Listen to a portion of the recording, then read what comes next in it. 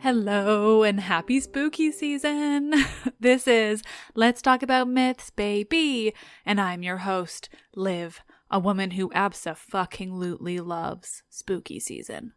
What's that? A whole month where I can feel truly fulfilled by eating and drinking apple cinnamon-based things, burning candles, and watching scary movies and TV? What a dream. So who would I be if I didn't try to tell you as many spooky ancient stories as I can during this time? Of course, I've done this every year now, so I admit I'm running out of stories. I can't promise every episode of this month will have spooky themes, but I will do my best. Plus, who didn't need another break from the Aeneid? A quick warning about today's episode. Like far, far too many of my stories, it does feature sexual assault. Obviously, I don't go into any details, but it is focused on characters that are much more human and normal than the usual, making it a bit more uncomfortable and potentially more triggering. If you're concerned, I will add a warning before that story to remind you. Some spooky Patreon news too. This month, as a thank you to those who have supported me via Patreon up until now, and anyone who decides to support me there going forward, I will be releasing at least one episode where I read a spooky short story to you, because, well, I stumbled upon a short story by Bram Stoker, author of Dracula, in which he wrote a scary story based in part on Orpheus and Eurydice.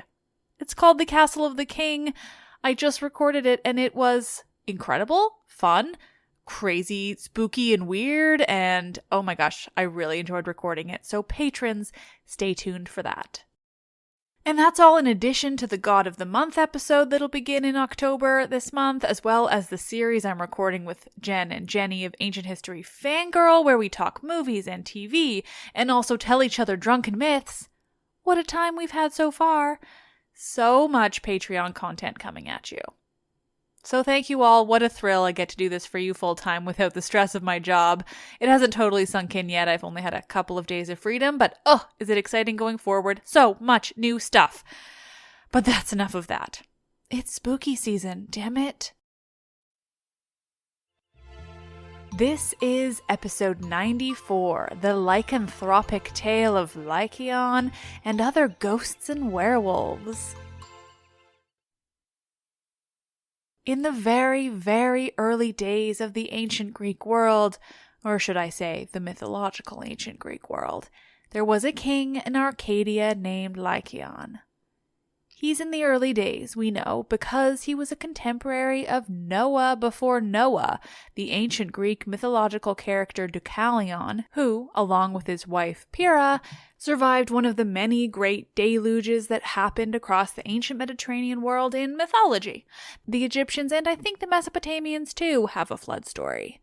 There was almost certainly a real and major flood in the region, given how many stories tell of it.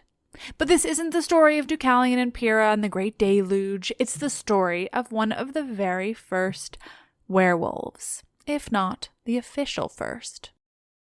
Lycaon, like I said, was a king of Arcadia, and he had 50 sons. Yes, 50.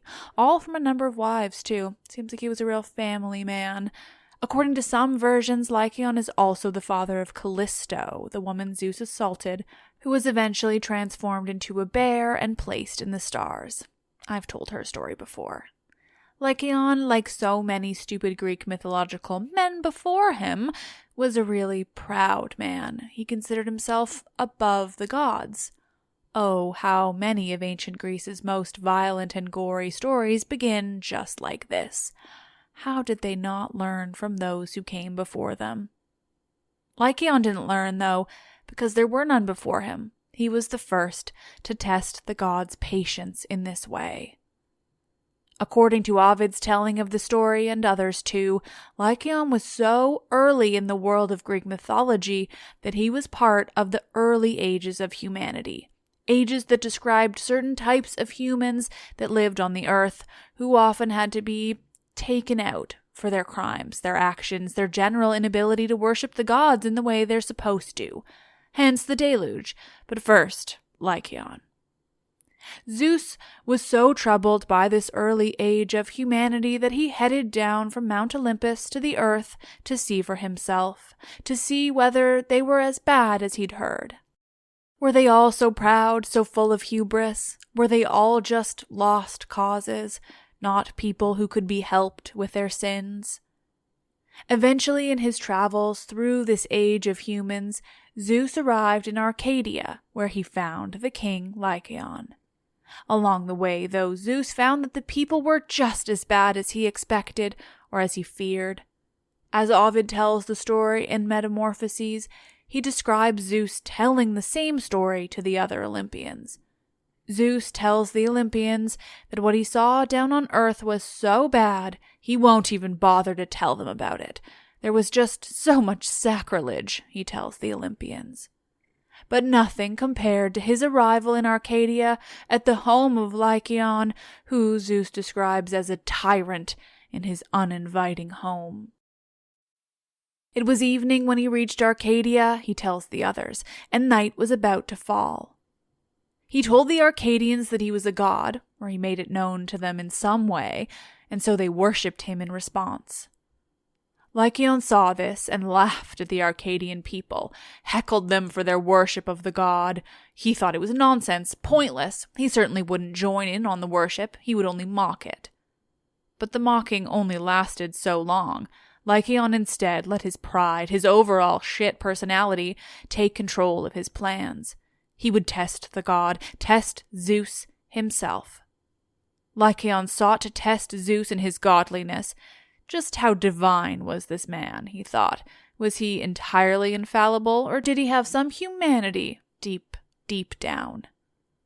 Oh, how many stories do we have of humans testing the gods? They always go about it the same way, and it always has horrific results. But again, Lycaon was the first. He started this. Shall we call it a trend? Of testing the gods with a feast.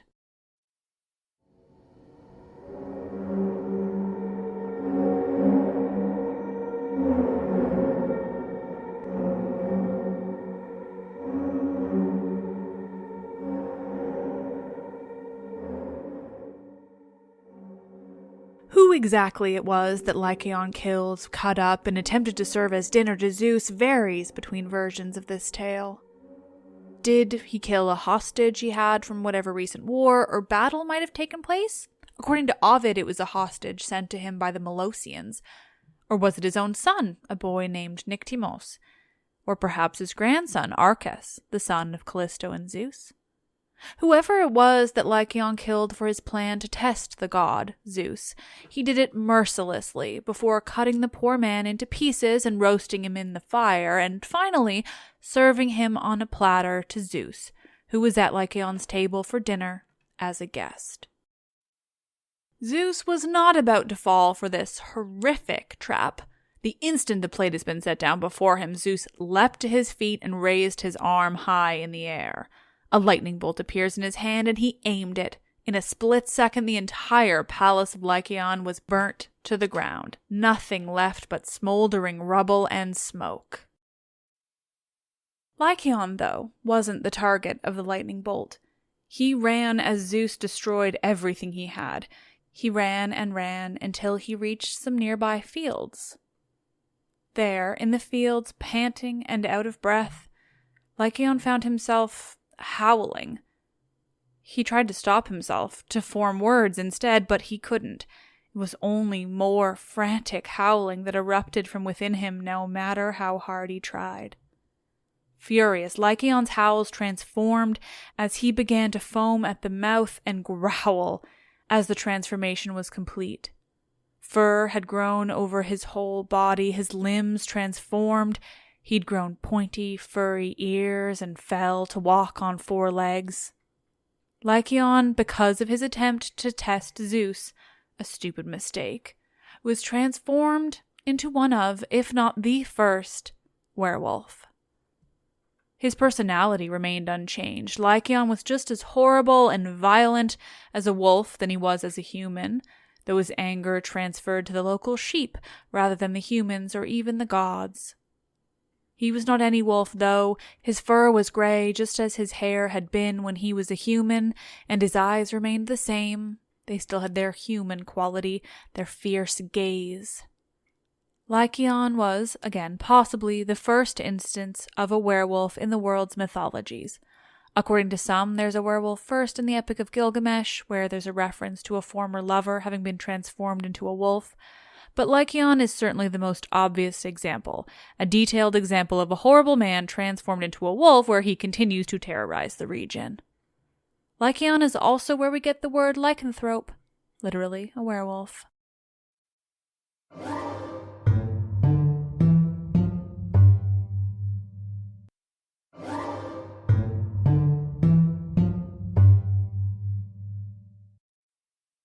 Lycaon may be the first reference to a werewolf in Greek mythology, but he wasn't the last.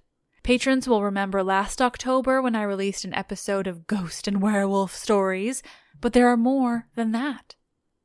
The ancient Greeks didn't necessarily have werewolves as we do now, with the full moon and such.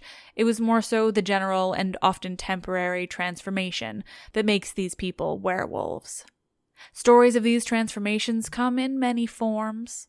Herodotus, the so-called father of history, the ancient Greek who traveled the Mediterranean world documenting the people he met, their customs and beliefs, and who often shouldn't be believed at all, documented a group of people we might now call werewolves.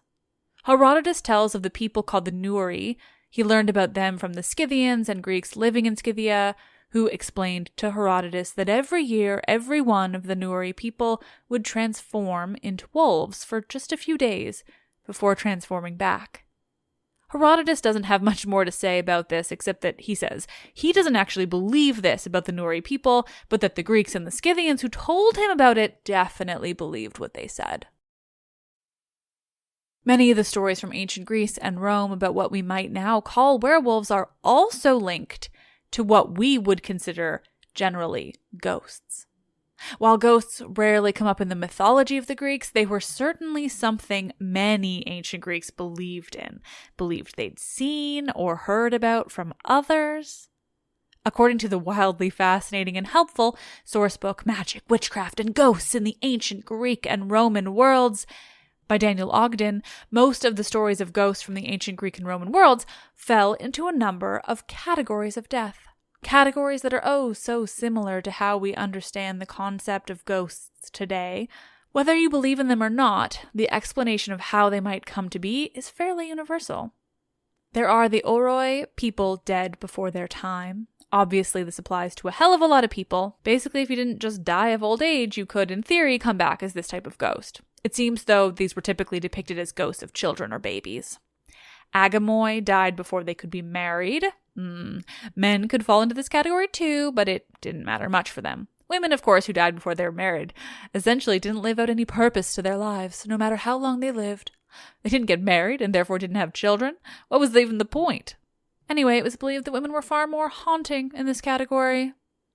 Ataphoi were people who died and were not properly buried. This was a huge concern in ancient Greece. Burial was incredibly important, and if you weren't buried, you would have serious trouble in the afterlife. Just think about the number of times I've brought up necessary funereal rites. Those who died and weren't buried with the necessary funereal rites couldn't have peace in death. And it's not just about putting their bodies in a hole. There were rites that must have been performed in order for them to pass into the underworld and successfully reach wherever they were headed there. Where exactly in the underworld the dead went varies depending upon the mythology and the time frame, but regardless of that, there was no peace without proper burial. And finally, biothanatoi were those who died by violence. People who died in war or were executed for their crimes. The scariest ones, I would imagine. The dead in this category who were murdered or who died by suicide were, apparently, the most bitter of ghosts. Now, do I have any story examples of this? A couple. They're good ones. The story of Euthymus and the ghost that most certainly falls under this biothanatoi category comes from Pausanias, the Greek travel writer from the 2nd century AD. Heads up, this is the story I referenced at the top. It includes sexual assault that's a bit more troubling than the usual stories of the gods, so trigger warning, though I don't go into any detail. There is one more story after this, so just hit the button a few times until I'm clearly talking about something different.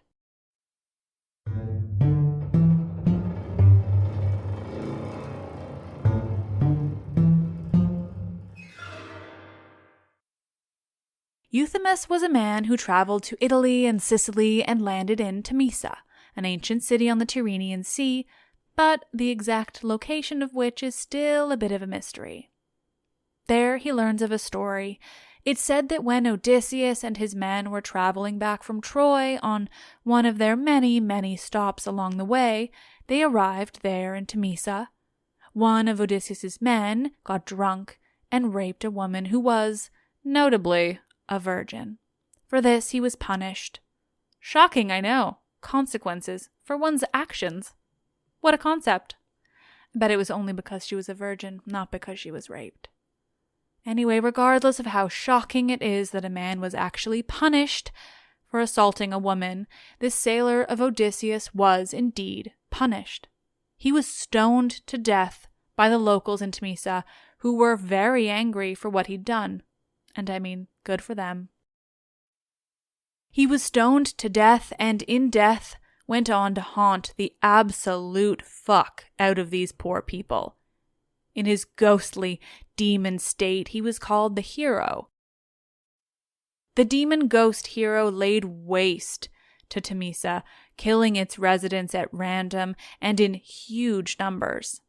The haunting of these people got so bad that they thought about leaving Italy entirely. They didn't know what to do. But some brave soul sought the advice of the oracle, who told them that they couldn't leave the region and instead must appease the ghost. They were told they must build him a temple and every year give him the best and most beautiful of the city's virgin women. So, ruining every piece of goodwill I personally had given to them, they did as the oracle had instructed and built the ghost a temple and gave him their best and most beautiful virgin woman. And for a time this worked. The ghost was appeased and wasn't killing them all at random all the time. This is when Euthymus comes in. Also, virginity is a shitty construct meant to demonize women who have sex and emphasize their role as straight-up property in a patriarchal world. It's bullshit. Euthymus travels to Temesa, where he was told this story of the ghost they now called Hero, who had ravaged the town before being finally placated with a temple and sacrificial virgins. He was told this story in part because it happened to be that the annual offering was being made at that very moment. The poor woman had already been locked inside the temple to be offered to the rapist ghost. Euthymus, whose backstory we don't know, at least from the portion of the story I have access to, was feeling particularly heroic during his time in Temesa. And good for him, they needed it. Euthymus heard this story about the poor woman about to be sacrificed to this truly horrific demonic ghost. He decided to venture into the temple himself to get a better idea of what exactly was going on in that plagued and haunted town. When he got inside the temple, the woman was, quite unsurprisingly, very happy to see him. We're told that in this happiness and hope to be saved from her fate, she promises that she would marry Euthymus if he saved her from the ghost. Isn't that always the promise?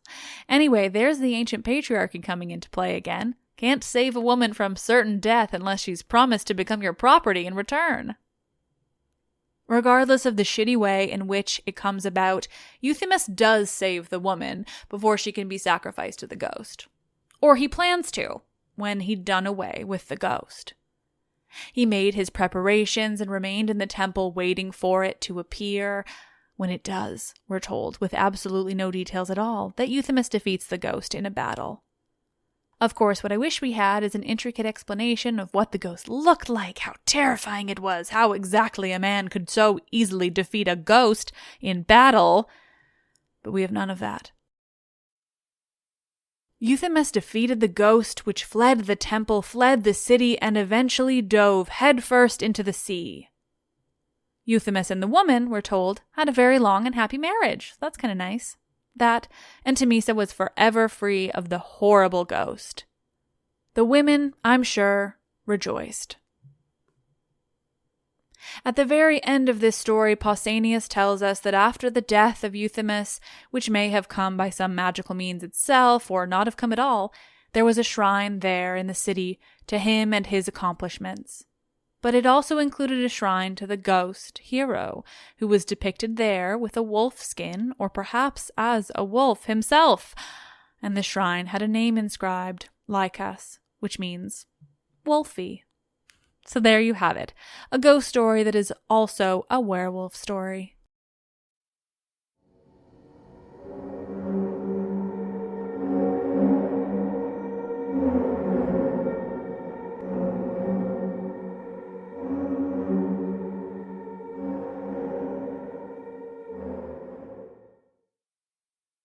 For our final story today, I'm going to leave you with a haunted house. This one comes from Pliny the Younger, the same man who described the eruption of Mount Vesuvius, which killed his uncle dad, Pliny the Elder. So you know he's famous, and maybe we believe him explicitly? Kidding, don't ever do that with ancient sources. Pliny the Younger tells us about a house in Athens, a very large and spacious house. The house, it seems, has a reputation for being, well, what we would call haunted. In my source, it's referred to as, quote, a bad reputation and pestilential. Pestilence is always a good sign. The house was notorious. The sound of clanking iron and rattling chains would echo from it during the night. Should you be standing near the house, the sound would seem far away at first, but it would seem to get closer and closer to you before it was as though the source of the sound was next to your own ear. The next instant, the ghost himself would appear. The ghost of this old, large house in Athens was an old man. He was too thin, emaciated, with a long, scraggly white beard. Like any good ghost, it was he who was wearing the very same chains one could hear rattling throughout the house, shackles still locked around his wrists and ankles, though they were attached to nothing, and he moved quite freely. People lived for a time in the house in Athens. It wasn't long before sickness, though, and sometimes even death, would follow them for their lack of sleep and the horror they experienced every night. Finally, it became deserted. No one would dare attempt to live there, not with how many people could tell you the ghost they'd seen and all the terror it induced in everyone. It lay empty for some time. But not everyone who came across the house knew its story. Athenodorus, a philosopher, once arrived in Athens and went in search of a place to live. He found the house and learned how inexpensive it was. Fortunately, he was suspicious, and the entire story was told to him. It didn't deter him, though, for whatever reason. Curiosity? Disbelief? Either way, he took the house and prepared to spend his first night in it. He set out to spend the evening writing. He figured it would keep his mind from the house, and so it wouldn't be able to invent any odd sounds or happenings. But even with how occupied he was, the chains started to rattle loudly around him.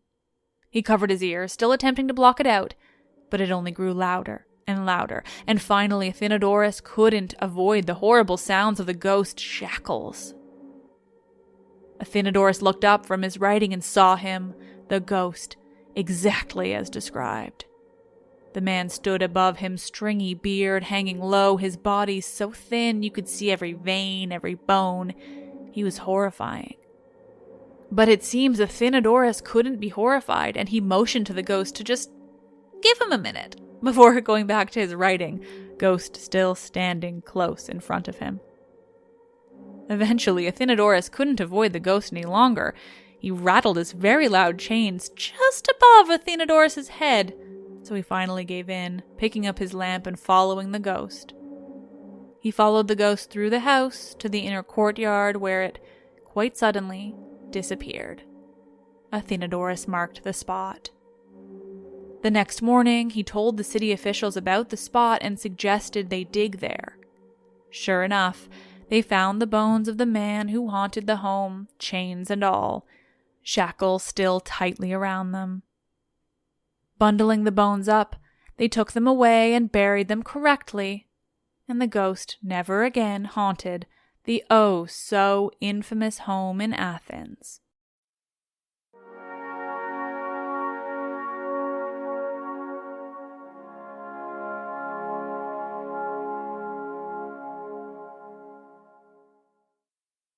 Oh, nerds, thank you all for listening to this inaugural spooky season episode. Werewolves, ghosts, haunted houses. I don't love when I have to tell a bunch of little stories because I feel like I can't fit them together quite as well as I would like, but I also cannot keep from telling you spooky season stories. So much of this comes from the incredible source book donated to me by a listener last year, and I cannot tell you how much I love diving into it this time of year. The fact that there are multiple stories of haunted houses from the ancient world thrills me to no end. It's a long book title, so if you're curious, just check the episode description.